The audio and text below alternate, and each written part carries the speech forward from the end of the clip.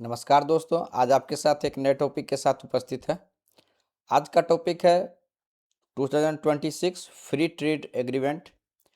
India और European union के बीच जो स्ट्रेटेजिक इकोनॉमिक पार्टनरशिप हुआ है, उसके बारे में हम लोग आज डिटेल से स्टडी करेंगे। तो ये क्यों इम्पोर्टेंट है, सबसे पहले हम लोग इसके बारे में समझें। तो सबसे पहले अगर आप देखिएगा तो कंबाइंड अगर मार्केट की बात करें तो इसमें लगभग 2 बिलियन पॉपुलेशन इसमें कवर्ड होंगे। जो ये करेंट डील हुआ है इसके माध्यम से 2 बिलियन लोग जो है इससे कवर्ड होंगे। पूरे वर्ल्ड का जो ग्लोबल ट्रेड है उसका 25% जो ग्लोबल जो शेयर होगा इसमें 25% कवर होता है।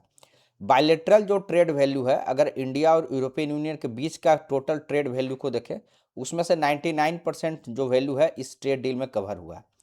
प्लस ये इतना इम्पोर्टेंट है या इतने तरीके के कॉम्प्लेक्सिटी है कि ये लगभग 20 साल से नेगोशिएशंस चल रहा है, 2007 से लेके ये अभी 2026 में जाके ये कंप्लीट हुआ। तो ये क्यों 20 साल लगा इसके बारे में भी हम लोग डिटेल्स में देखेंगे, ठीक है। तो अब देखिए, ये आपका स्टार्ट जो हुआ, ये जो टॉक स्टार्ट हुआ था ये आपका 2007 में ही स्टार्ट हुआ था। उस समय broad trade and investment agreement करके स्टार्ट हुआ था। और ये आप देखिए 2013 में जो है किसी कारण जो है आईपीआर के कारण जो है सक्सेसफुली नहीं हो सका। फिर 2022 में पुनः जो है रिवाइवल हुआ और फाइनली जो है 2026 में जाके आपका 27 जनवरी 2026 जो है वहाँ पर कंप्लीट हुआ। अब इसको समझने के पहले सबसे पहले आपको यह समझना चाहिए कि क्या रीजन है। इसका मतलब है सर्टेन इकोनॉमी के फीचर्स में कुछ डिफरेंसेस है, तभी तो इतना लंबा डील आपको डील होने में लगा है। तो सबसे पहले अगर इंडिया की बात कीजिएगा, इंडिया के बारे में अगर आपको ध्यान रखना है तो इंडिया देखिए डेवलपिंग कंट्री है, यानी अभी वो डेवलप्ड कंट्री नहीं हुआ, इसका नेचर जो है डेवलपिंग है। उसके बाद इंडिया का अगर पॉजिटिव साइड में देखिएगा तो बहुत बड़ा मार्केट है जिसके पॉपुलेशन की बहुत बड़े हैं, यानी लार्ज पॉपुलेशन बेस है। और यहाँ का जो मार्केट है प्राइस सेंसिटिव है, यानी प्राइस अगर एक्सेसिव होगा तो यहाँ पर आप कह सकते हैं सेल गिरेगा, ठीक है। तो अफोर्डेबिलिटी का एक यहाँ पर इशू रहेगा रिलेटिवली अगर यूरोपियन यूनियन की तुलना करें तो। अगर स्ट्रेंथ की बात कीजिएगा, इंडिया का स्ट्रेंथ क्या है, इंडिया का स्ट्रेंथ की बात करेंगे तो सर्विस सेक्टर इंपॉर्टेंट है। यानी हमारा जो आप कह सकते हैं मजबूत पक्ष है वो सर्विस सेक्टर है, जैसे आईटी सेक्टर हो गया या फिर इंजीनियर्स हो गए, डॉक्टर्स हो गए, हेल्थ केयर प्रोफेशनल्स हो गए। इस तरीके का जो हम लोगों का इंडिया का पॉजिटिव में है। उसी तरीके से अगर आप फार्मा सेक्टर्स में देखिएगा तो इंडिया जेनेरिक मेडिसिन्स जो है ह्यूज अमाउंट में प्रोड्यूस करता है एवं एक्सपोर्ट भी करता है। हम लोगों का पॉजिटिव क्या है, जेनेरिक मेडिसिन। उसी तरीके से अगर आप लेबर मैन्युफैक्चरिंग जो सेक्टर्स होते हैं जैसे कि फुटवेयर है, उस तरीके से टेक्सटाइल सेक्टर्स है, तो ये इंडिया का पॉजिटिव सेक्टर है।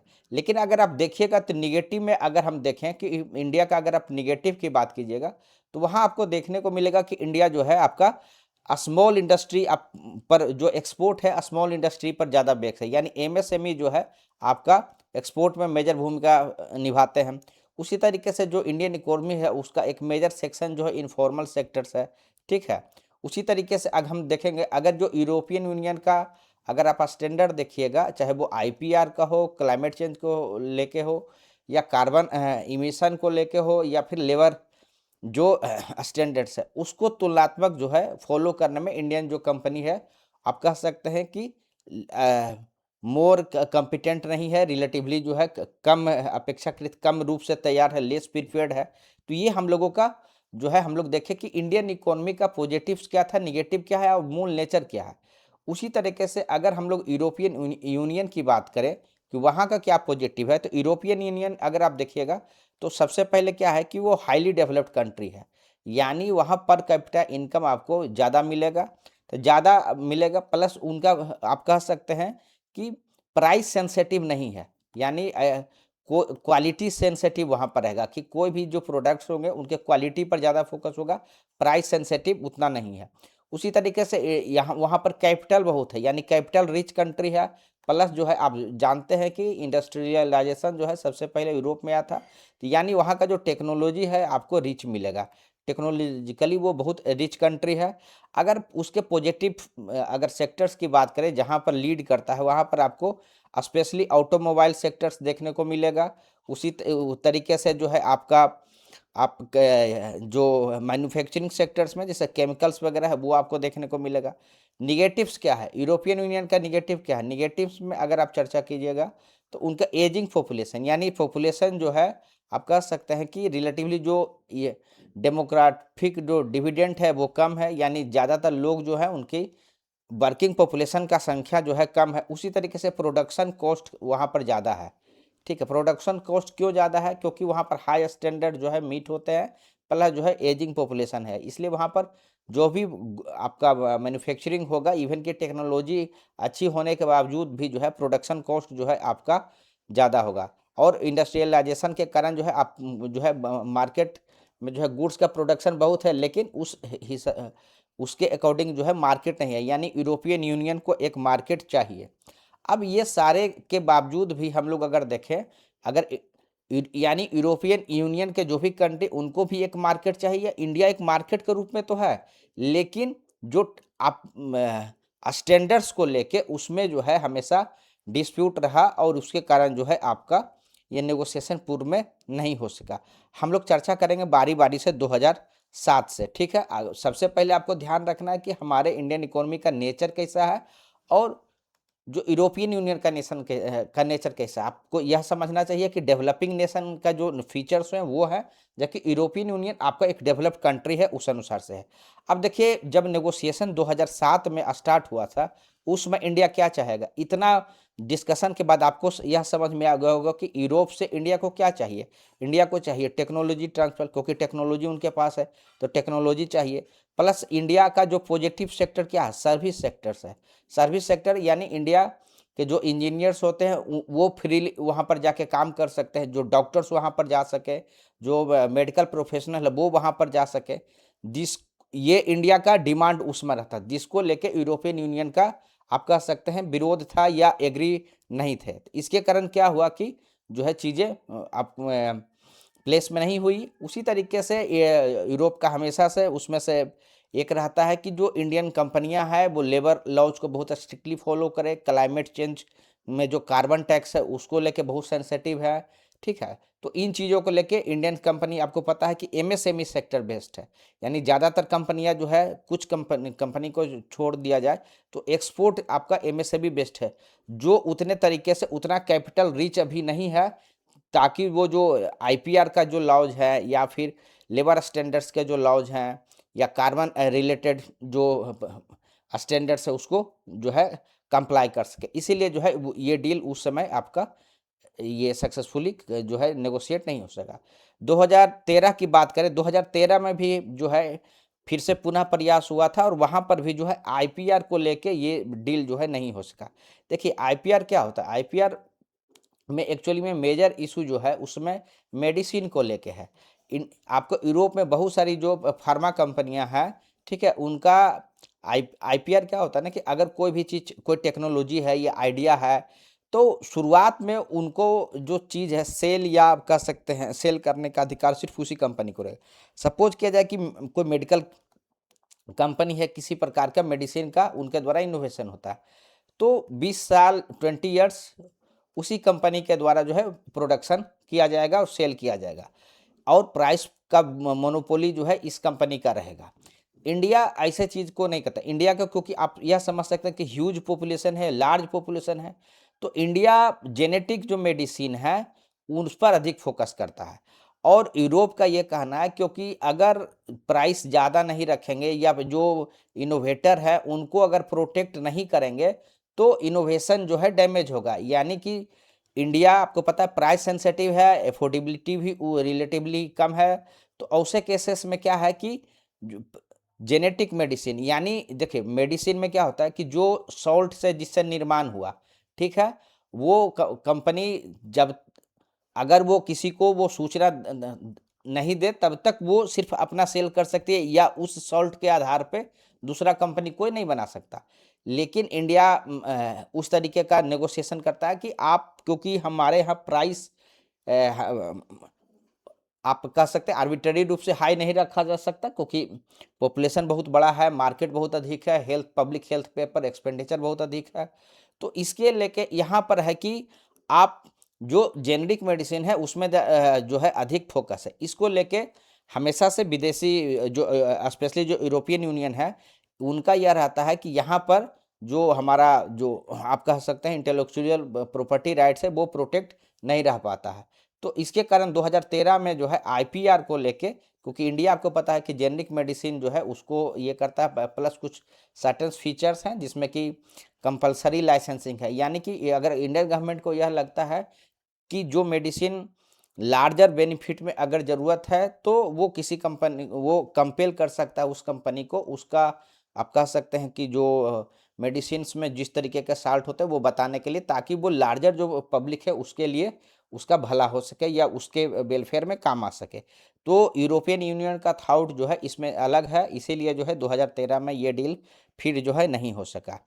अब देखिए एक और कारण हमेशा से उसमें रहता था, जैसे यूरोपियन यूनियन, देखिए वहाँ जो भी आपको पता है कि जो चीज़ बनेगा प्राइस बेस्ड रहेगा, थोड़ा सोफिस्टिकेटेड रहेगा, प्लस दो चीज़ पर हमेशा से रुक जाता था, एक होता था कार्स और एक होता है वाइन्स और मशीनरी। उसमें से आपका, अब देखिए इंडिया के केस में अगर आप देखिएगा कि अगर आप देखिएगा यूरोपियन कार्स अगर आप देखिए, सपोज कीजिए ऑडी है, ठीक है, तो इंडिया में जो कार्स है उस एज ए लग्जरी प्रोडक्ट्स जो है देखी जाती है, जो भी महंगी गाड़ियां हैं ऑडी वगैरह, ठीक है, तो यहाँ पर ये हैवी ड्यूटी का प्रोविजंस रहता था, यानी कि 100% सुपर 110% अराउंड जो है यहाँ पर आपका इंपोर्ट ड्यूटी लगता था। उसी तरीके से वाइन इंडिया में क्या है लग्जरी के आइटम है, तो यहाँ 150% लगता था। और यूरोपियन यूनियन जब कभी भी डील करते थे तो कार्स और वाइन्स जो है फेमस एजेंडा होता था, जिस पर भी कभी भी पूर्व में जो है सहमति नहीं बन पाया, क्योंकि इंडियन गवर्नमेंट कभी इसको लोअर नहीं करना चाहता था, क्योंकि इसके कारण क्या होगा कि आप सपोज कीजिए कि बाहर की जो कंपनियां हैं ऑटोमोबाइल सेक्टर के, अगर वो कंपनी यहाँ पर आ जाए और सस्ते में वो मिलने, वो गाड़ियाँ महंगी गाड़ियाँ जो अभी आपको दिखती है वो अगर यहाँ पर मिलने लगेगा, तो उसके कारण जो डोमेस्टिक जो मैन्युफैक्चरर हैं टाटा है, महिंद्रा है, इनको हैवी आप कह सकते हैं नुकसान हो सकता है। तो ये डोमेस्टिक जो हमारी कंपनी है उनको प्रोटेक्ट भी करना है। उसी तरीके से वाइन्स में भी जो डोमेस्टिक जो प्रोडक्शन था उसको लेके इंडियन गवर्नमेंट हमेशा से सेंसिटिव रही, तो इसके कारण कभी सहमति नहीं बन पाया। ठीक है, उसका एक और चीज़ पर फोकस हमेशा यूरोपियन यूनियन का रहता है, वो है एग्रीकल्चर प्रोडक्ट्स। एग्रीकल्चर प्रोडक्ट्स वहाँ आपको पता है, अगर आप ज्योग्राफी में पढ़े होंगे तो दो चीज़ पढ़े होंगे कि वो मेडिटेरियन जो रीजन्स होते हैं वो सूटेबल्स हैं वाइन प्रोडक्शन के लिए, ठीक है, तो इसके कारण वाइन्स का वहाँ प्रोडक्शन बहुत अधिक है और बहुत सस्ते जो है प्राइस पर वहाँ वाइन मिल जाता है, तो उनका एक्सपोर्ट जो है वो आप कह सकते हैं उसके लिए फोकस हमेशा यूरोपियन यूनियन का रहता है। उसी तरीके से वहाँ जो एग्रीकल्चर सेक्टर है, जो कृषि सेक्टर है या डेयरी सेक्टर है, जैसे आप देखते होंगे सुनने भी होंगे कि जो है यूरोप में मिल्क जो है आपको बहुतायत मिलता है, वहाँ देखिएगा बहुत सारी जो चॉकलेट्स की कंपनियां हैं आपको उस सेक्टर से मिल जाए। तो वहाँ दो कारण है, एक तो उसके अनुसार से क्लाइमेट है, पॉपुलेशन कम है, तो आप कह सकते हैं कि सरप्लस ज़्यादा है, प्लस सब्सिडी बहुत ज़्यादा है, जो वहाँ एग्रीकल्चर में है सब्सिडी बहुत ज़्यादा है, अब प्लस वहाँ टेक्नोलॉजी का भी यूज होता है। यानी अगर उसका तुलना कर दिया जाए इंडियन मार्केट्स में, अगर उस प्रोडक्ट को रिलीज किया जाए तो इंडियन जो मार्केट्स होंगे उनको हैवी जो है डैमेज हो सकता है। इसके कारण कभी भी नेगोशिएशन पूर्व में नहीं हो पाया था, ठीक है। लेकिन स्थिति आपका चेंज होने लगता है 2022 में जाके, जब पैंडेमिक से पूरा दुनिया जो है, आपको पता है कि कोरोना जब आता है तो उस समय जो सप्लाई चेन है बहुत जगह से आपको डिस्टर्ब होता है और सभी को यह फील होता है कि जो डाइवर्सिफिकेशन जो है आपका बहुत ज़रूरी है, यानी एक जगह के सप्लाई पर आप डिपेंडेंट नहीं रह सकते। प्लस क्या हुआ कि उसके बाद कुछ चीज़ें जो है आपको जो है आप रसिया यूक्रेन का वार स्टार्ट हो गया, ठीक है। उसी तरीके से जियोपॉलिटिक्स जो अदर इवेंट्स हैं, जैसे चाइना का आप देखिएगा कि किस तरीके से जो है आप अलग अलग अलग जगह पर जो आपको देखने को मिलेगा कि किस तरीके से जो है प्रभुत्व बढ़ते चला गया। उसी तरीके से जब डोनाल्ड ट्रंप आए तो उस समय भी आपको देखने को मिलेगा कि अलग अलग कंट्री के ऊपर जो है सैंक्शंस लगाए गए। तो इसके कारण हुआ क्या कि एक अ, उस आइडिया को आया कि हर कंट्री अपना जो स्ट्रेटेजिक ऑटोनॉमी है उसको बना के रखना चाहता है। तो ऐसे में एक बहुत ही आप कह सकते हैं एक सूटेबल मौका मिला, स्पेशली अभी आप रिसेंट में देखिएगा कि हो क्या रहा। अमेरिका जो ग्रीनलैंड को लेके यूएसए और जो आपका यूरोपियन यूनियन है उसके बीच भी दूरी बना हुआ है। उसी बीच यूएसए के द्वारा इंडिया के ऊपर भी आपको पता है कि 50% का टैरिफ लगा हुआ है। अब इंडिया को भी आप कह सकते हैं यहाँ के सर्विस सेक्टर अच्छा है तो इनको एक मार्केट चाहिए। उसी तरीके से यूरोपियन यूनियन को भी एक बड़ा मार्केट चाहिए अपने गुड्स को, जो फिनिश्ड गुड्स है उनके लिए, या फिर ऑटोमोबाइल सेक्टर्स के लिए। ठीक है, तो ऐसे में आप दो कारण होगा, एक तो स्ट्रेटजिक भी रीजन्स हो गया प्लस इकोनॉमिक भी रीजन हो गए। तो यह एक बहुत ही सही समय रहा जिसमें कि जो है दोनों जो कंट्री हैं वो एक साथ आए और यह डील जो है सक्सेसफुली जो है आपका साइन हो गया है। ठीक है, तो यानी बदले हुए आप कह सकते हैं स्ट्रेटजिक जो पॉलिटिकल जो इवेंट्स हुए हैं, प्लस जो पैंडेमिक का रोल्स है, प्लस जो है बोथ लीडरशिप का जो ओपिनियन है, तो ये सारे चीज़ें मैच करके जो है ये आपका ये डील हुआ है और इसको ये मदर ऑफ ऑल डील्स के रूप में जो है रिप्रेजेंट जो है किया जा रहा है। ठीक है, अब हम लोग आगे चलते हैं। तो इतना अभी तक आपको समझ में आ गया होगा कि क्या जो है कारण रहा जिसके कारण कि ये चीज़ें फाइनल 20 साल इसमें समय लगा। अब देखिए कि जियो पॉलिटिकल जो हम लोग बात कर रहे थे उसमें सबसे एक पहला कारण है चाइना। यूरोपियन यूनियन का हमेशा एक स्ट्रेटजी है, उसको बोलते हैं चाइना प्लस वन स्ट्रेटजी। यानी अगर आप यूरोप कभी घूमने का आपको मौका मिले या कभी आप लोग गए होंगे तो वहाँ पर आप किसी भी शॉप्स में चले जाइए, मॉल्स में चले जाइए, वहाँ पर चाइनीज प्रोडक्ट्स आपको भरे पड़े मिलेंगे। ऐसा लगेगा आपको वहाँ जाकर कि सारा प्रोडक्ट्स ही चाइनीज भरा हुआ है। मतलब आप इस तरीके से चाइना का इकोनॉमिक क्षेत्र में वहाँ पर इंटरवेंशन हो गया। यानी चाइना बहुत हैवीली एक्सपोर्ट जो है यूरोपियन मार्केट में कर रहा है। आप सोच के देखिए कि स्ट्रेटजिक ऑटोनॉमी के हिसाब से भी, प्लस जो है चाइना जिस तरीके से अलग अलग जगह पर आप देख सकते हैं कि कॉन्फ्लिक्ट बढ़ रहा, ऐसे में यूरोपियन आप देखिए रसिया के साथ का भी अगर आप देखिएगा रसिया का किस तरीके से कॉन्फ्लिक्ट यूरोपियन यूनियन से है। ठीक है, आपको पता है कि चाइना जो है अभी रसिया के साथ है और ऐसे में यूरोपियन यूनियन को कि अगर डिपेंड नहीं रहेगा किसी तरीके से, तो आप कह सकते हैं कि वो एक निर्णय लिया जा सकता है कि वो अपने मार्केट, क्योंकि यूरोपियन यूनियन में हैवीली जो है गुड्स आते हैं चाइना के। अगर यूरोपियन यूनियन को दूसरा कोई सप्लायर रिलेटिवली उसी नेचर का उसी प्राइस पर कोई सप्लायर मिल जाए तो यूरोपियन यूनियन के लिए बेहतर है और ये आपको स्ट्रेटजिक ऑटोनॉमी प्रोवाइड करेगा रसिया के अगेंस्ट। तो ये सारा स्थिति के कारण हुआ क्या है कि यूरोपियन यूनियन एक ऐसे कंट्री के तलाश में है, ऐसे कंट्री से वो नेगोशिएट करना चाहते थे जिस जो कि आप कह सकते हैं कि चाइना के अल्टरनेटिव के रूप में काम कर सके। ठीक है, तो उसमें आपको इंडिया जो है एक बहुत ही आपको पता है कि एक तो नेचर बहुत ही डेमोक्रेटिक है, ह्यूज साइड है, ह्यूज मार्केट है। तो यानी जो रिलायंस आप कह सकते हैं कि जो ओवर रिलायंस हो गया है चाइना के ऊपर वो कम हो सकता है। और स्पेशली अगर आप देखिए कि जो टेक्सटाइल सेक्टर है, फुटवेयर सेक्टर है या लेदर सेक्टर है, वहाँ इंडिया जो है ह्यूज अमाउंट में एक्सपोर्ट कर सकता है और जो यूरोपियन यूनियन का डिपेंडेंसी जो है वो कम हो सकता है। तो पहला कारण हो गया चाइना। दूसरा हम लोग डिस्कशन किए कि किस तरीके से जो पैंडेमिक आया उस समय सप्लाई चेन किस तरीके से डिस्टर्ब हुआ था। तो सारे कंट्री को यह फील हुआ कि जो सप्लाई चेन है वो डाइवर्सिफाइड रहना चाहिए।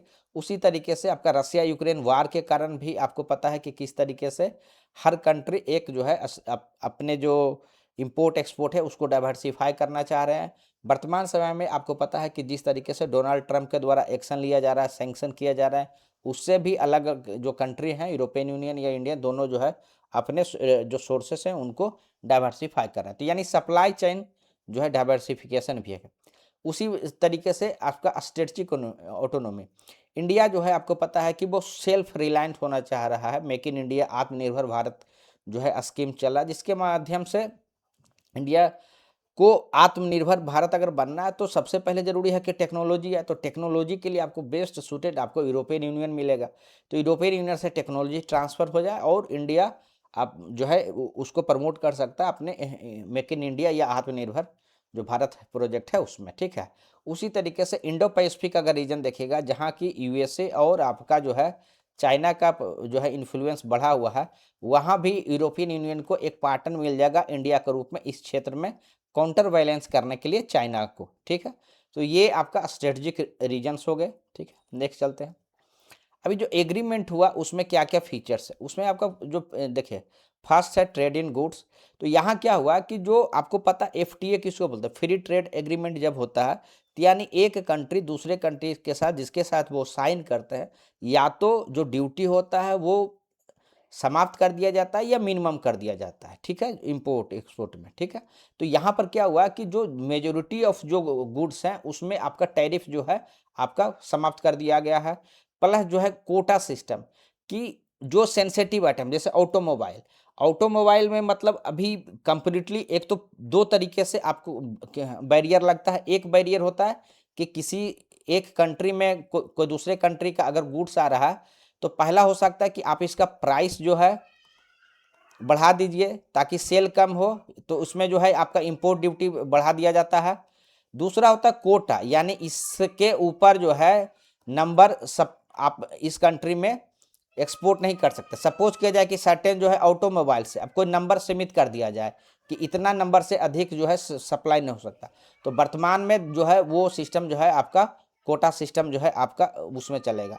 कोटा सिस्टम में सर्टेन्स जो है वो आपका क्वालिटी बैरियर्स भी रहता है कि जो सामान आएगा वो उसके स्टैंडर्ड्स के बारे में भी डिस्कशन होता है। तो जो चीज़ें अभी सेंसेटिव है दोनों कंट्री के लिए उसको कोटा सिस्टम के तहत रखा गया, बाकी चीज़ों पर जो टैरिफ है वो कम कर दिया गया। उसी तरीके से शुरुआत में आपको हम बताएं कि यूरोपियन यूनियन जो है सर्विस सेक्टर में कभी भी अपने इकोनॉमी को ओपन नहीं करता था। वर्तमान समय में 144 जो सब सेक्टर्स हैं, चाहे वो आईटी हो, फिनांस हो, तो उन चीज़ों पर आपका जो है एग्रीमेंट बना है, ठीक है। यानी कि यूरोप की कुछ कंपनियां, जैसे कोई बैंक है, यूरोप की कोई बैंक है तो वो आप इंडिया में आके अपना ब्रांच खोल सकता है। उसी तरीके से कोई सर्विसेज सेक्टर है, मान लिया जाए कि यहाँ के कोई आईटी सेक्टर में काम कर रहे हैं, वो अगर वहाँ पर कोई यूरोपियन यूनियन के किसी कंट्री में जो है काम करना चाहते हैं या उनकी कंपनी वहाँ भेजना चाहती है तो वर्तमान समय में भेज पाएगी। उसी तरीके से कोई मेंटेनेंस वर्क के लिए कोई टीम भेजना चाहता है कोई कंपनी में यूरोपियन यूनियन में तो वो भेज सकते हैं। यानी सर्विस सेक्टर में जो है रिलैक्सेशन दिया गया है, ठीक है। तो यानी जो स्किल्ड प्रोफेशनल है उनका मोबिलिटी जो है बढ़ेगा। इन्वेस्टमेंट प्रोटेक्शन, शुरुआत में एक और इशू रहता था दोनों कंट्री के बीच कि जो भी इन्वेस्टर्स आते थे उनका यह एक जो है क्लेम रहता था या उनका एक एप्रीहेंशंस रहता था कि इंडिया में क्या होता है कि जो डिस्प्यूट सेटलमेंट है, अगर किसी तरीके का डिस्प्यूट होता है तो उसका प्रोसेस जो है स्ट्रीमलाइन नहीं है, ठीक है। तो उस पर भी सहमति बनी है। इंडिया जो है आपको पता है कि डोमेस्टिक जो कोर्ट्स होते हैं उसमें फोकस करता है, ठीक है। तो इसमें आपका अभी वर्तमान में इसमें भी आप कह सकते हैं कि सेटलमेंट जो है एग्री हुआ है कि इसको इस तरीके से सपोज किए कि अगर कोई फॉरेन कंपनी है यहाँ पर इन्वेस्ट किया और अगर किसी भी प्रकार का आप कह सकते हैं कि कोई लीगल डिस्प्यूट होता है तो हाई कोर्ट है या सुप्रीम कोर्ट है, यहाँ जाना पड़ता है। जबकि जो विदेशी कंपनियां होती है उनका फोकस होता है जो इंटरनेशनल लेवल पर जो ट्रिब्यूनल्स होते हैं, आर्बिट्रेशन सेंटर्स होते हैं, उन पर फोकस होता है। तो इसमें भी जो है एक नेगोशिएशन किया गया ताकि जो इन्वेस्टर्स होते हैं वो आसानी से आए और उनको किसी भी प्रकार से डिस्प्यूट सेटलमेंट में परेशानी नहीं हो। तो ये भी जो है आपका इस डील में कवर किया गया। साथ ही जो है उसमें भी कमिटमेंट किया गया है कि किस जो टेक्नोलॉजी ट्रांसफ़र में हेल्प किया जाएगा ताकि जो इंडियंस कंपनियां हैं वह भी जो है इन्वायरमेंट का जो स्टैंडर्ड है या फिर लेबर राइट्स से जो स्टैंडर्ड्स हैं या CBAM कहते हैं, कार्बन बॉर्डर एडजस्टमेंट मैकेनिज्म, उसको जो प्रिंसिपल्स हैं उसको फॉलो कर सके। और थोड़ा सा आगे डिटेल्स में देखते हैं इस टॉपिक को। अब देखिए यहाँ पर क्या होता है कि अभी जो डील्स हुआ है उसमें 97% जो है आपका लिबरलाइज्ड हुआ है। इसमें देखिए होगा क्या कि जो जितना आप कह सकते हैं कि जितना 97% में 97% जो है आपका जो टैरिफ का एलिमिनेशन हो जाएगा वो जैसे ही फोर्स में आएगा आपका डील उसी समय से हो जाएगा। बाकी जो रिमेनिंग टैरिफ्स है वो उसको धीरे धीरे फेज्ड आउट करके, जैसे ऑटोमोबाइल सेक्टर्स है, वाइन है, इसमें फेज्ड आउट करके जो है स्लोली टैरिफ को कम किया जाएगा, ठीक है। अब इसमें यह बात भी आप क्लियरिटी रखिएगा कि जो अभी डील साइन हुआ है लेकिन ये फोर्स में कब आएगा। आपको पता है कि जब कभी भी दो कंट्री के बीच डील साइन होता है तो जो रेस्पेक्टिव जो उनके पार्लियामेंट होते हैं उनके द्वारा जो है रेटिफाई किया जाता है। तो इंडिया के केस में भी इसको रेटिफाई किया जाएगा। उसी तरीके से यूरोपियन यूनियन का जो पार्लियामेंट है वो उसको रेटिफाई करेगा और तब जाके वो आप कह सकते हैं कि वो एक्ट में आएगा, इन फोर्स आएगा, जिसकी संभावना जो है मिड 2026 के बीच, जून जुलाई अगस्त के आसपास जो है यह जो डील है वो फाइनली फोर्स में आना चाहिए। ठीक है, तो ये चीज़ें हैं। उसी हिसाब से अगर 99% जो अगर हम लोग चर्चा किए थे, जो बायलैटरल ट्रेड है उसका बाय वॉल्यूम जो है उस पर जो है आपका अब कमिटमेंट जो है यूरोपियन यूनियन का हुआ है। ठीक है, उसमें जीरो ड्यूटी आपका एसएस जो स्पेशली लेबर सेक्टर जो है उसमें आपका हो जाएगा। यानी इंडिया जो है यूरोप से जितना भी आता था 97% पर कमिटमेंट किया। यूरोपियन यूनियन इंडिया से जो एक्सपोर्ट होता था बाय वॉल्यूम जो है उसके 99% पर एग्री हुआ है। ठीक है, लेबर इंटेंसिव सेक्टर जिसको हम बताए थे, जैसे कि टेक्सटाइल है, उसके बाद आपका लेदर है, फुटवेयर है, इस तरीके का जो आप सेक्टर्स है उसमें जैसे ही यूरोपियन यूनियन के पार्लियामेंट के द्वारा रेटिफाई कर दिया जाए उसके बाद जो है जीरो ड्यूटी एसएस जो है आपका चालू हो जाएगा। ठीक है, तो ये चीज़ें हैं। ठीक है, अब हम लोग सर्विस सेक्टर्स में देखते हैं। सर्विस सेक्टर्स में क्या है, मार्केट जो है आपका पूर्व में जो है सर्विस सेक्टर आपका ओपन नहीं था। अब वर्तमान समय में चाहे वो आईटी सेक्टर हो, अकाउंटिंग हो, इंजीनियरिंग हो, हेल्थ केयर हो, यानी यहाँ से अगर कोई हेल्थ केयर में कोई नर्सिंग की टीम है तो वो आप वहाँ पर जो है मोबिलिटी हो सकेगा। ठीक है, इंजीनियर्स जो है अब जा सकेंगे। ठीक है, आपको पता है कि यूरोप में जो है ना इन चीज़ों को लेकर बहुत सेंसेटिव है और इमिग्रेशन के विरुद्ध जो है वेरियस प्रोटेस्ट वहाँ पर चलते रहे। तो इस हिसाब से यह एक डील जो है आप कह सकते हैं कि एक मेजर सफलता है। लेकिन यह भी आपको ध्यान रखना है कि यह किसी भी प्रकार से इमिग्रेशन से संबंधित राइट नहीं है। यानी सर्विसेज के सप्लाई के क्रम में जो मोबिलिटी होगा वो अलाउ किया गया। यानी सपोज किया जाए कि इंडियन कोई सॉफ्टवेयर कंपनी है, कोई यूरोपियन यूनियन के किसी कंपनी से या किसी बैंक, वहाँ के किसी बैंक से या वहाँ के किसी कंपनी से डील होता है कि ये सॉफ्टवेयर हमको बना के दीजिए, और वहाँ पर तो उन चीज़ों को इंस्टॉल करने के लिए, मेंटेनेंस करने के लिए, ऐसे चीज़ के लिए जो आपको अलाउ किया जाएगा उसकी बात कर रहा है। तो ये इसमें जो है क्लैरिटी रखिएगा। ठीक है, उसी तरीके से म्यूचुअल रिकॉग्निशन, यानी इंडिया जो है यूरोपियन यूनियन का जो भी सर्टिफिकेट्स है उसको रिकॉग्नाइज करेगा, चाहे वो मेडिकल से संबंधित हो या इंजीनियरिंग से संबंधित हो। उसी तरीके से यूरोपियन यूनियन भी जो इंडियंस जो सर्टिफिकेट होंगे उसको रिकॉग्नाइज करें। उसी तरीके से एक होता है वीजा रिजीम, उसमें कहता है कि ये स्टेबल एंड प्रिडिक्टेबल वीजा जो है आपका सिस्टम किया जाएगा।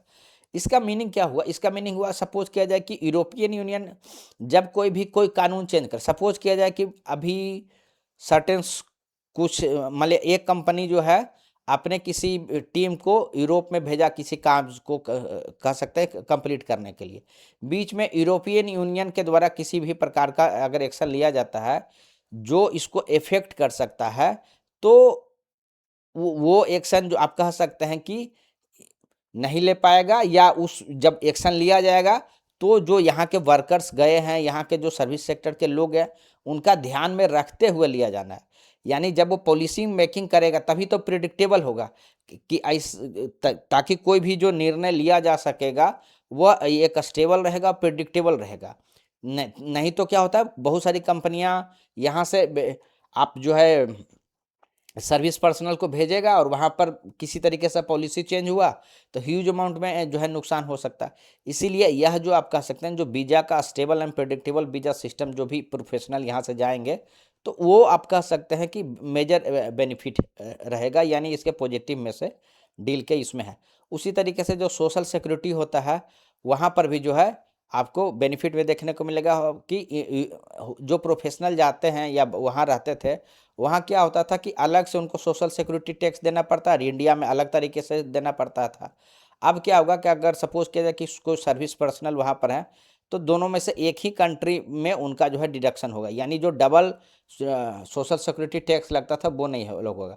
तो स्पेशली जो इंजीनियर्स हैं या जो आप कह सकते हैं सर्विस सेक्टर के प्रोफेशनल हैं उनको बेनिफिट होगा इस डील से। ठीक है, अब हम लोग थोड़ा सा देखते हैं कि इसमें अगर हम देखें सिंपल जो चीज़ है जो कॉमन भाषा में हम समझ सकते हैं कि इसमें इंडियंस को फ़ायदा क्या हुआ, तो हम लोग कौन सा सेक्टर में हम लोग बेनिफिट हुआ है, क्या किस तरीके से देखिए यूरोपियन यूनियन में आपको पता है कि बांग्लादेश जैसे छोटा कंट्री जो है ह्यूज अमाउंट में टेक्सटाइल सप्लाई कर रहा है। इंडिया या आप देख लीजिए क्यों नहीं कर पाता था इंडिया? क्योंकि इनके ऊपर ना आप कह सकते हैं कि टैरिफ का होता था, टेक्नोलॉजी या प्रोडक्शन कॉस्ट का बात नहीं था। तो टेक्सटाइल जो इंडिया अगर एक्सपोर्ट करता तो वहाँ पर आप कह सकते हैं टैरिफ जो है इम्पोज होता था, वहीं बांग्लादेश के ऊपर नहीं होता था। तो बांग्लादेश का आप कह सकते हैं कि अधिक से अधिक जो है वहाँ पर जो टेक्सटाइल सेक्टर में आपका एक्सपोर्ट होता था, ठीक है। उसी तरीके से आपको जो फुटवेयर है, लेदर है, या जेम्स एंड ज्वेलरी है, मरीन प्रोडक्ट्स, इन सब चीज़ों पर हैवी प्रोडक्ट्स इंडिया आपको पता है बहुत अच्छा जो है मरीन प्रोडक्ट्स का सप्लायर है। यूएसए में जो है अभी भी इंडिया जो है ह्यूज अमाउंट में, जब टैरिफ लगने के पूर्व तक ह्यूज अमाउंट में जो है आपका मरीन प्रोडक्ट्स जो है एक्सपोर्ट करते रहा है। तो यानी एक अच्छा सप्लायर है। लेकिन यहाँ पर ये इन सारे चीज़ों पर जो लेबर इंटेंसिव जो ये सेक्टर्स हैं उसमें आपका टैरिफ लगता था, और इसके कारण जो है आपका इंडिया कम से कम आपका एक्सपोर्ट कर पा, तो इंडिया के लिए पॉजिटिव ये हुआ। उसी तरीके से आप यूरोपियन यूनियन की तरफ अगर आप देखिएगा तो मशीनरी जो है, एयरक्राफ्ट, मेडिकल इक्विपमेंट, अल्कोहल, इन चीज़ों को आप जो है वो लोग एक्सपोर्ट कर पाएंगे, तो उनके लिए यूरोपियन यूनियन के लिए बेनिफिट है। उसी तरीके से अगर मिक्स्ड में बात करें जहाँ पर कम्पिटिटिव होगा, जैसे कि बैंकिंग सेक्टर, आपको पता है कि सर्विस सेक्टर में जो डील हुआ उसके कारण यूरोप का कोई बैंक जो है यूरोपियन बैंक हो आके यहाँ पर ब्रांच खोल सकता है, तो यहाँ की जो डोमेस्टिक बैंकिंग कंपनी है उनके लिए कंपटीशन देखने को मिलेगा। उसी तरीके से केमिकल सेक्टर में यूरोपियन यूनियन के बात करें तो उनका जो ऑटोमोबाइल सेक्टर है, सपोज के जैसे ऑडी जैसी जो कंपनी है, वो अब आ तो सकेगा, लेकिन उनका आप कह सकते हैं अभी भी रिस्ट्रिक्शंस रहेगा, क्योंकि कोटा सिस्टम्स रहेगा, नंबर फिक्स रहेगा कि इतना तक ही जो है एक्सपोर्ट कर पाएंगे। तो ये मिक्स है, यानी कि यहाँ देखिएगा कि कंप्लीटली जीरो है इमीडिएट, यहाँ आप कह सकते हैं मिक्स्ड है। साथ ही यहाँ पर क्या है कि जो टैरिफ कम किया जाएगा वो एक ही बार में नहीं होगा, वो ग्रेजुअल होगा, इसमें 3 से 7 साल लगेंगे। यानी कि वाइन पर अगर 150% है तो अगले दिन 0% नहीं होगा। उसी तरीके से 110% अगर गुड ऑटोमोबाइल पर है तो 0% अगले साल या डील के बाद नहीं होगा, यानी ग्रेजुअल होगा। 10%, 20% फिर घटाया जाएगा एनुअली करके, अगले 6-7 साल में ये चीज़ को अचीव किया जाएगा। और कौन कौन सा चीज़ जो है इसके डील से बाहर रखा गया है, यानी कि कौन ऐसा गुड्स होगा जिस पर कि टैरिफ जो अभी होगा वो प्रभावी नहीं होगा, यानी बाकी जो ऊपर में हम लोग चर्चा किए उस पर तो टैरिफ जो है जीरो हो जाएगा, ठीक है, या कम हो जाएगा। यहाँ पर इस डील से जो बाहर रखा गया उसमें से है डेयरी प्रोडक्ट। आपको पता है कि इंडिया में जो है एग्रीकल्चर और डेयरी प्रोडक्ट्स पर जो है लाइवलीहुड से बहुत सारे लोग जो है जुड़े हुए हैं, ठीक है। यूरोपियन के बारे में आपको चर्चा किए कि किस तरीके से वहाँ क्लाइमेट है, प्लस जो है हैवी सब्सिडी मिलता है, तो अगर वो प्रोडक्ट्स आएंगे तो इंडियन जो आप कह सकते हैं फार्मर्स हैं उनको नुकसान होगा, इसीलिए इस पर किसी भी प्रकार का डील नहीं किया गया है, ठीक है। उसी तरीके से जो एमएसएमई सेक्टर्स का जो सेंसेटिव जो आइटम्स है उसमें भी डील नहीं किया गया है, ठीक है। उसी तरीके से यूरोपियन जो यूनियन का जो एग्रीकल्चरल मार्केट, जैसे प्रोसेस्ड फूड वो लोग भेज पाएंगे। सपोज किया जाए कि अगर आप देखिएगा कि ग्रेन्स जो है या फ्रूट्स वो उस तरीके का सीधे नहीं भेज पाएंगे, लेकिन जो प्रोसेस फूड है, ठीक है, तो वो चीज़ वो सेल कर पाएंगे, तो आपका जो है ये चीज़ उसमें रहेगा, ठीक है। यानी कि लिमिटेड एसेस हो पाया, कंप्लीटली एसेस नहीं हो पाया, ठीक है। तो ये अभी हम लोग जो चर्चा कर रहे थे बस उसी का है कि ऑटोमोबाइल सेक्टर में अभी में देखिएगा 110% जो है टैरिफ है। 2026 में उम्मीद है कि 30 से 35% हो जाएगा, आगे जाके ये 10% तक आएगा। तो ग्रेजुअल तरीके से जो है इस जो आपका रिडक्शन है टैरिफ का वो होगा, यानी जो यूरोपियन यूनियन से जो भी लग्जरी कार्स आएंगे उसमें जो है आपका धीरे धीरे करके कम किया जाएगा। अब देखिए इंडिया को किस तरीके से फ़ायदा होगा, तो लेबर जो इंटेंसिव सेक्टर्स हैं, स्पेशली टेक्सटाइल एंड अपैरल, जो स्पेशली बांग्लादेश से जो आपका एक्सपोर्ट होता था उस मार्केट को आप कह सकते हैं ऑक्यूपाई करने का एक मेजर चांस है, पोटेंशियल है, क्योंकि वहाँ पर जीरो टैरिफ रहेगा, तो ये एक बेनिफिट है। उसी तरीके से यहाँ देखिए कि लेदर सेक्टर में 17%, अभी आपको देखिए डोनाल्ड ट्रंप जब टैरिफ लगाए थे आप कह सकते हैं तब जाके 25% लगाए थे शुरुआत में, यहाँ 17% अपने से लगा हुआ, यानी आप कह सकते हैं कि 17% तो बहुत ज़्यादा था। तो इसके कारण से ह्यूज डिसएडवांटेज जो है, बड़ा डिसएडवांटेज था इंडियन जो भी लेदर कंपनी था फुटवेयर। तो ये जब जीरो हो जाएगा तो आप कह सकते हैं कि पोटेंशियल यहाँ पर आपका मार्केट में है, क्योंकि यूरोपियन यूनियन जो है सिंगल सबसे बड़ा मार्केट है, ठीक है। आपको पता है कि यूरोपियन यूनियन कंट्री नहीं, ग्रुप ऑफ कंट्री है, तो वहाँ पर जो है आपका ह्यूज मार्केट मिलेगा। इसलिए जो आगरा है, कानपुर है, जहाँ की लेदर इंडस्ट्री बहुत डेवलप है, तो उनके लिए अपॉर्चुनिटी है कि इस डील का एडवांटेज लेने के लिए। उसी तरीके से जेम्स एंड ज्वेलरी है। मरीन प्रोडक्ट्स में अब जो ऑफसेट हुआ, यानी पहले क्या होता था कि अमेरिका में जो है ह्यूज अमाउंट में भेजा जाता था, अभी क्या है कि 50% का टैरिफ लगा दिया गया है। तो ऐसे में अभी जो यूएसए जो प्रोडक्ट्स जाता था, स्पेशली आपको श्रिम्प वगैरह, इंडिया सबसे बड़ा ह्यूज एक्सपोर्टर था। तो ये सारा जो मरीन प्रोडक्ट्स है वो आपका यूरोपियन यूनियन में जो है आप कह सकते हैं भेज सकते हैं। तो इससे आपका एक्सपोर्ट को बूस्ट होगा। ठीक है, अब एक्सपोर्ट जब बूस्ट होगा तो आप एम्प्लॉयमेंट भी बूस्ट होगा, क्योंकि सपोज कीजिए कि अगर एक्सपोर्ट होता है तो यानी कि प्रोडक्शन अधिक होता है। तो कोई कंपनी प्रोडक्शन जब अधिक करेगा तो अधिक लोग का जरूरत होगा, लोग का जब जरूरत होगा तो एम्प्लॉयमेंट बढ़ेगा। यानी एक्सपोर्ट के कारण क्या होगा कि आपका एम्प्लॉयमेंट भी बढ़ेगा, प्लस जो है हम लोग जो पढ़ते हैं कि ट्रेड जो है डेफिसिट जो है इंडिया रहता तो ट्रेड डेफिसिट कम होगा। उसी तरीके से इसका इम्पैक्ट जो है फिजिकल डेफिसिट कम करने में भी मिलेगा। तो ये सारे बेनिफिट्स हैं। ठीक है, यूरोपियन यूनियन के लिए क्या बेनिफिट है? तो जो एक है वाइन्स एंड स्पिरिट में पहले 150% टैरिफ लगता था, 20% लगेगा, तो ये एडवांटेज है। प्रोसेस फूड जो है, डायरेक्ट जो फूड ग्रेन्स है वो तो नहीं कर सकते हैं, लेकिन जैसे आपका कम ड्यूटी लगेगा, जैसे ओलिव ऑयल है, चीज़ है, चॉकलेट्स है, तो ये आप कह सकते हैं इंडियन मार्केट्स में आपको इसका एंट्री देखने को मिलेगा। ऑल दो इसमें जीरो टैरिफ नहीं रहेगा, लेकिन ड्यूटी कम किया जाएगा। उसी तरीके से आपको पता है इंडस्ट्रियल जो गुड्स होते हैं वो आपको यहाँ मशीनरी है, एयरक्राफ्ट है, आपका यूरोपियन यूनियन एक्सपोर्ट करने में सफल रहेगा। तो ये चीज़ है।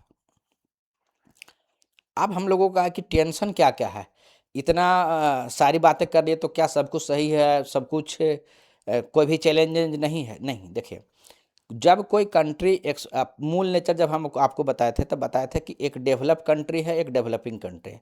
या इंडिया प्राइस सेंसिटिव है और यहाँ आपको जो है क्वालिटी सेंसिटिव आप कह सकते हैं। तो वहाँ जो गुड्स का जो क्वालिटी जो होता है, जैसे सपोज किया जाए एक कंट्री से कोई दूसरे कंट्री में जब कोई गुड्स जाता है तो क्वालिटी चेक होता है। क्वालिटी चेक में बहुत तरीके का चीज़ रहेगा। ठीक है, तो उसके आधार पे बहुत सारे प्रोडक्ट्स जो है एंट्री नहीं अलाउ नहीं किए जाते हैं। ठीक है, ये तो वो एक इशू रहेगा। हम लोग चर्चा करते हैं कि क्या क्या है।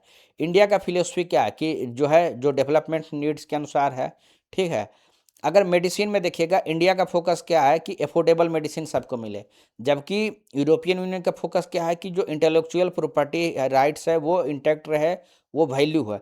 इसके लिए क्या जरूरी है कि जो भी फार्मा कंपनी रहेगा वो लंबे समय तक जो है अपने हिसाब से महंगे प्राइस पर सेल कर सकेगा।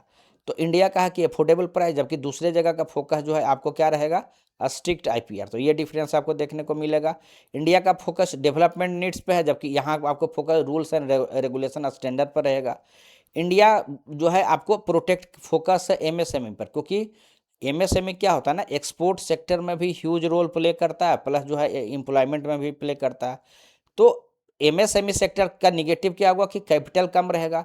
तो जो कंपनी का कैपिटल कम रहेगा तो वो जो स्टैंडर्ड्स है, चाहे वो लेबर लॉज का हो या फिर इन्वायरमेंट से संबंधित हो, वो उतने सक्षम नहीं होगा। तो यहाँ पर इंडिया का फोकस है एमएसएमई को प्रोटेक्ट करने का, जबकि वहाँ आप देखिएगा तो जो अदर्स जो क्वालिटी स्टैंडर्ड्स होते हैं, लेबर राइट्स होते हैं, सीबीएम जो है, जो कार्बन बॉर्डर एडजस्टमेंट मैकेनिज्म जो है, उस पर आपका फोकस होता है। इंडिया के लिए फोकस क्या है, फूड सिक्योरिटी है। ठीक है, तो ये आपका दोनों के बीच जो है डिफरेंस देखने को, यानी कि अभी जो है दरवाज़ा तो खुल गया, इंडिया का जो सामान है वो वहाँ जा तो सकेगा, टैरिफ तो जा सकेगा। यानी किसी कंट्री में जाने के लिए दो तरीके का एंट्री चाहिए। एक रुकावट होता है टैरिफ के माध्यम से। तो मान लिया जाए ये डील हो जाएगा तो टैरिफ वाला चीज़ तो इंडिया क्रॉस कर जाएगा, क्योंकि टैरिफ नहीं लगेगा। लेकिन दूसरा होता है कि दूसरा चेक होता है क्वालिटी के स्टैंडर्ड पर। सपोज क्या यहाँ से कोई कंपनी का गुड्स वहाँ जाएगा तो वहाँ पर चेक होगा, जैसे लेबर जो राइट्स होता है तो उसमें डेटा देना पड़ता है कि जो इंडियन कंपनी है, जिस कंपनी जो एक्सपोर्टर है, जिनका गुड्स है, वहाँ जो लेबर काम कर रहे हैं उनको वर्किंग कंडीशन सही मिला या नहीं मिला था, उनको मिनिमम वेज मिला या नहीं मिला। ठीक है, तो इस तरीके से उनका जो है 8 घंटे से ज़्यादा तो काम नहीं किए। तो ये सारा क्राइटेरिया देखा जाएगा जो भी गुड्स वहाँ भेजा जाएगा। तो ये चैलेंजेज रहेगा। उसी हिसाब से इन्वायरमेंट में कोई गुड्स अगर यूरोपियन यूनियन में जाएगा तो वहाँ सर्टिफिकेट देना पड़ेगा। ठीक है, सर्टिफिकेट देने के लिए उसको कैलकुलेट करना पड़ेगा कि इसके प्रोडक्शन के लिए कितना कार्बन जो है रिलीज हुआ। ठीक है, तो अगर कार्बन रिलीज जिस अनुसार से रहेगा उसके अनुसार से टैक्स लगेगा। अगर सपोज किया जाए कि किसी चीज़ पर 15% टैक्स लगता था और कार्बन टैक्स भी 15% है, तो मान लिया जाए कि एक साइड से यूरोपियन यूनियन टैरिफ हटा दिया तो 15% तो हट जाएगा। लेकिन अगर कार्बन का जो इमिशन है इस गुड्स में अगर हम नहीं दिखा पाए कि इस कम है, अगर दिखाए तो उसके कारण जो टैक्स लगेगा 15% अगर लग जाएगा, तो नेट बेनिफिट ऐसे केस में हो पाएगा क्या इंडिया को? फिर ऐसे केस में नहीं हो पाएगा। तो ये चैलेंजेज है, यानी कि क्वालिटी वाइज जो कह सकते हैं आपका वो चैलेंज है कि जो गुड्स यहाँ से सप्लाई किए जाएंगे उनका क्वालिटी मेंटेन किया जाना है। यूरोपियन यूनियन का जो स्टैंडर्ड्स है उसको मेंटेन किए जाने की ज़रूरत है। इसके लिए जो है जो स्पेशली जो एमएसएमई सेक्टर्स हैं उनको अपग्रेड करने का ज़रूरत है, ताकि जो ग्रीन एनर्जी है उस पर वो फोकस कर सके। उनके लिए अधिक कैपिटल का प्रोवाइड किया जाए, सब्सिडी वगैरह अधिक दिए जाने की ज़रूरत है। ठीक है, तो ये आप कह सकते हैं कि चैलेंजेस है। आप कह सकते हैं एक ऐसा दरवाज़ा खुला है जहाँ पर कि सिंगल मार्केट तो बहुत बड़ा है, तो यहाँ टैक्स नहीं लगेगा, लेकिन क्वालिटी जो गुड्स जाएंगे उसको मेंटेन करने के लिए इंडियन जो कंपनी है उनको इफर्ट लगाना पड़ेगा। कॉन्फ्लिक्ट क्या है? जैसे देखिए हम लोग इसको बार बार चर्चा कर चुके हैं कि यूरोपियन यूनियन क्या है कि डाटा एक्सक्लूसिविटी यानी आईपीआर को प्रोटेक्ट करने की बात करता है, जबकि इंडिया जो है फार्मेसी ऑफ द वर्ल्ड है। तो यहाँ है कि जेनरिक गुड्स बनाया जाए ताकि अधिक से अधिक लोगों को इसको सस्ते दामों पर, अफोर्डेबल दाम पर जो है हम लोग कर सकते हैं। तो ये एक जो है आपका एक चैलेंज रहता है। ठीक है, अब देखिए कि इसमें चैलेंज में क्या है। अगर हम लोग देखें कि यूरोपियन यूनियन का जो नॉर्म्स है एमएसएमई सेक्टर्स के लिए कठिन रहेगा, तो इसको जो है इंडियंस जो है आर्गू करते हैं कि ये हिडन प्रोटेक्शनिज्म है। प्रोटेक्शनिज्म किसको बोलते हैं? यानी कि डोमेस्टिक जो कंपनी होता है उसको बचाने के लिए जो लिया गया कदम होता है। यानी यूरोपियन यूनियन आपको को पता है कि वहाँ की कंपनियाँ का जो स्टैंडर्ड्स होगा या जिस हिसाब से लेबर राइट्स है या इन्वायरमेंट से संबंधित जो प्रोटोकॉल्स हैं वो फॉलो नहीं होगा, तो यानी ओपन तो कर दिए लेकिन एक तरीके से रोक भी लगा दिए, तो इसलिए इसको कहा जाता है हिडन प्रोटेक्शनिज्म। ठीक है, तो ऐसे में ज़रूरत क्या है कि अपग्रेड करने का स्टैंडर्ड है, जो स्टैंडर्ड है एमएसएमई का उनको करने की ज़रूरत है। ठीक है, अब है कि इसमें एक चीज़ बताया गया कि जो एग्रीकल्चर सेक्टर को एक्सक्लूड किया गया, ये हम लोग डिटेल से चर्चा कर चुके हैं कि किस तरीके से जो इकोनॉमी से को लेकर किस तरीके से लाइवलीहुड से लेके जो है सारे जो फार्मर्स होते हैं वो कनेक्टेड हैं। इसके कारण आपका जो एग्रीकल्चरल जो प्रोडक्ट्स है उस पर डील नहीं हो पाया। ठीक है, कुछ एक्सेप्शंस जैसा कि हम चर्चा किए, जो प्रोसेस फूड है, बिस्किट है, ऑलिव ऑयल, उनको टैरिफ कम करके यूरोपियन जो गुड्स हो गए इस तरीके के वो आपको मार्केट में देखने को मिलेंगे। ठीक है, तो अब हम लोग रोड मैप देखें ये इम्प्लीमेंट कैसे होगा। तो अभी देखिए जो है जनवरी में साइन हुआ। हम लोग चर्चा किए कि जब जो है यूरोपियन पार्लियामेंट जो है उसको रेटिफाई कर देगा तब जाके जो है आपका ये लागू हो सकेगा। उसी तरीके से इंडिया में भी जो है इंडियन पार्लियामेंट, इंडियन कैबिनेट के द्वारा इसको रेटिफाई करने की ज़रूरत है। यानी उम्मीद है कि आपका मिड फरवरी तक, सॉरी मिड 2026 तक जो है आपको ये चीज़ आपका हो पाएगा। ठीक है, तो ये शुरुआत में क्या होगा कि सर्टेन जो आपका गुड्स है उस पर टैरिफ इमीडिएटली 0% से होगा। जो बाकी गुड्स हैं जैसे ऑटोमोबाइल, वाइन्स, इसमें जो है आपका ग्रेजुअल तरीके से आपका टैरिफ जो है आपका कम किया जाएगा। ठीक है, तो ये फेज्ड रोल आउट में उन चीज़ों को देखने को मिलेगा। कुछ चीज़ें जो है इमीडिएटली जो है टैरिफ कम हो जाएगा। ठीक है, तो बस ये हम लोग उसको इस तरीके से देख सकते हैं कि ये दुनिया का सबसे बड़ा लार्जेस्ट डेमोक्रेसी इंडिया है, जिसका कि अलाइनमेंट हुआ है largest single market European union के साथ, इस तरीके से है। तो ये आपको प्रोवाइड कर रहा है डाइवर्सिफिकेशन, यानी कि चाइना का जो रिस्क है चाहे वो इंडिया के लिए हो या यूरोपियन यूनियन के हो, दोनों को आप कह सकते हैं कि कम करता है। डिटेल से चर्चा किए। उसी तरीके से इंडियन जो गुड्स है, जो ग्लोबल वैल्यू चेन है, उसका आप कह सकते हैं कि पार्ट अब बन जाएगा, इंटीग्रेट करने में इम्पोर्टेंट भूमिका निभाएगा। उसी तरीके से यह एक प्रेसिडेंट का काम करेगा कि किस तरीके से जो डेवलप्ड कंट्री का जो इकोनॉमी है वह भी जो है डेवलपिंग कंट्री के इकोनॉमी के साथ किस तरीके से जो है डील कर सकता है, नेगोशिएट कर सकता है, क्योंकि पूर्व में ऐसा नहीं होता। एक तरीके से प्रेसिडेंट स्थापित इंडिया और यूरोपियन यूनियन का डील जो है कर रहा है। ठीक है, तो यानी कि आप कह सकते हैं कि यह जो डील है इंडियन जो डोमेस्टिक जो मार्केट्स हैं, एमएसएमई सेक्टर्स हैं या एग्रीकल्चर जो हैं सेक्टर्स हैं, उनको प्रोटेक्ट भी कर रहा है, सेफगार्ड भी कर रहा है, प्लस जो यूरोपियन जो मार्क जो कंपनियां उनको भी आपका इंडिया का इकोनॉमी जो है ओपन हो रहा है। यानी दोनों को बहुत अच्छे तरीके से बैलेंस करके इस डील में जो है इस डील को जो है कराया गया है। बाकी फ्यूचर्स में जो है इस पर डेवलपमेंट जब एक बार रेटिफाई हो जाएगा तो किस तरीके से इसके इम्प्लीमेंटेशंस में इशू आएंगे, स्पेशली जो है क्वालिटी को लेके जिस तरीके से चैलेंजेज आएंगे, तो वो हम लोग करंट अफेयर्स में उसमें डिस्कशन करेंगे। तो उम्मीद करते हैं कि आपका यूरोपियन यूनियन से संबंधित जितना भी आपके मन में डाउट होगा, किस तरीके से पूर्व में जो है नेगोशिएशन नहीं हो सके, क्यों इतना समय लगा, इंडिया को क्या बेनिफिट हुआ, इंडिया को किस तरीके से सावधान रहना चाहिए, तो सारी चीज़ जो है आपको समझ में आ गया होगा। तो इस टॉपिक को अब एंड करते हैं। तो thank you very much. Last में एक रिक्वेस्ट है कि अगर आप इस वीडियो को लाइक करते हैं तो काइंडली लाइक कीजिए, अधिक से अधिक लोगों के बीच शेयर कीजिए, चैनल को सब्सक्राइब कीजिए, और किसी प्रकार का अगर कमेंट या सजेशंस हो तो कमेंट बॉक्स में दीजिए। तो thank you very much. Thank you.